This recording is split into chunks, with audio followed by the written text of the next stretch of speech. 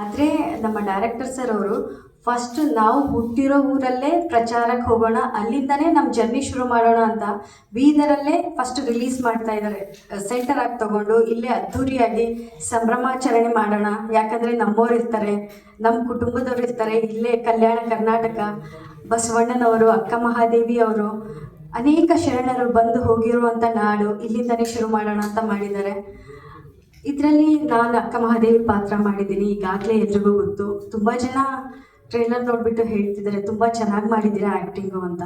ನಾನು ಚೆನ್ನಾಗಿ ಮಾಡಿದ್ದೀನಿ ಆ್ಯಕ್ಟಿಂಗ್ ಅನ್ನೋದಕ್ಕಿಂತನೂ ನಮ್ಮ ಡೈರೆಕ್ಟರ್ ಸರ್ ಅವರು ನನಗೆ ಚೆನ್ನಾಗಿ ಮಾಡಿಸಿದ್ದಾರೆ ಅಂತ ನಾನು ಹೇಳೋಕ್ಕೆ ಇಷ್ಟಪಡ್ತೀನಿ. ಯಾಕಂದರೆ ಕಮರ್ಷಿಯಲ್ ಸಿನಿಮಾ ಅಂತ ಬಂದಾಗ ಅದು ಬೇರೆ ಜಾನರಲ್ಲಿ ಹೋಗುತ್ತೆ. ಅದನ್ನು ಆ್ಯಕ್ಟಿಂಗೇ ಆಗಲಿ ಏನೇ ಅದ್ರ ಹೋಮ್ವರ್ಕೇ ಬೇರೆ ಥರ ಇರುತ್ತೆ.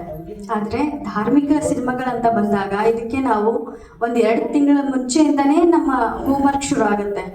ನನ್ನ ಹಾವ ಭಾವ ವಚನ ಹೇಳೋದು ಪ್ರತಿಯೊಂದು ಏನು ಎಕ್ಸ್ಪ್ರೆಷನ್ ಸ್ಕ್ರೀನಲ್ಲಿ ನೋಡ್ತಿರಲ್ಲ ನೀವು, ಅದು ಎಲ್ಲನೂ ನಮ್ಮ ಡೈರೆಕ್ಟರ್ ಸರ್ ಅವರೇ ಮಾಡಿಸಿರೋದು, ಹೇಳ್ಕೊಟ್ಟಿರೋದು. ತುಂಬ ಸುಂದರವಾಗಿ ಹೇಳ್ಕೊಟ್ಟಿದ್ದಾರೆ. ಅಕ್ಕ ಮಹಾದೇವಿ ಅವರ ಜನನ ಹಿಡಿದು ವಚನಗಾರ್ತಿ ಹೇಗಾದರೂ ಆಯ್ಕೆ ಹೇಗಾಗ್ತಾರೆ, ಅವರ ಜೀವನ ಚರಿತ್ರೆ ಏನಿದೆ ಅಂತ ವಚನಗಳ ಮುಖಾಂತರ ತುಂಬ ಸುಂದರವಾಗಿ ಸಿನಿಮಾದ ಮುಖಾಂತರ ನಿಮ್ಮೆಲ್ಲರೂ ಮುಂದೆ 2ನೇ ತಾರೀಕು ಬರ್ತಾ ಇದ್ದೀವಿ. ನಮಗೆ ಖುಷಿ ಇದೆ. ಆ ಸಂಭ್ರಮ ಆಚರಣೆಯಲ್ಲಿ ನೀವು ನಮ್ಮ ಜೊತೆ ಸಂಭ್ರಮಿಸೋಕ್ಕೆ ಬಂದರೆ ನಮಗೂ ಖುಷಿ ಆಗುತ್ತೆ.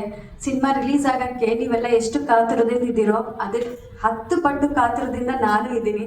ದಯವಿಟ್ಟು ತಾವೆಲ್ಲರೂ ಬಂದು ಸಿನಿಮಾ ನೋಡಿ. 2ನೇ ತಾರೀಕು ಸಿನಿಮಾ ರಿಲೀಸ್ ಆಗ್ತಾ ಇದೆ. ಬೆಳಿಗ್ಗೆ 11 ಗಂಟೆಗೆ ನಮ್ಮ ಇಡೀ ಚಿತ್ರತಂಡದವರು ಅಲ್ಲೇ ಇರ್ತಾ ಇದ್ದೀವಿ. ತಾವೆಲ್ಲ ಬಂದು ಸಿನಿಮಾ ನೋಡಬೇಕಂತ ನನ್ನ ಕಳಕಳಿಯ ವಿನಂತಿ. ನಮಸ್ಕಾರಗಳು.